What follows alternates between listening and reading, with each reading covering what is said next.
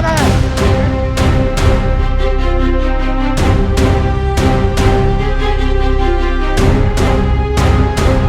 وزیر اعلیٰ علی امین گنڈا پور کا لاہور میں خطاب. علی امین گنڈا پور نے کہا 90 دن میں اگر عمران خان کو رہا نہ کروایا تو میں سیاست چھوڑ دوں گا. علی امین گنڈا پور نے مزید کہا میں نے اپنی قبر میں جانا ہے، عمران خان کی نہیں. میں نے قرآن پاک ہاتھ میں لے کر حلف دیا تھا کہ عمران خان نے کبھی اداروں پر حملے یا فوج کے خلاف جانے کا حکم نہیں دیا.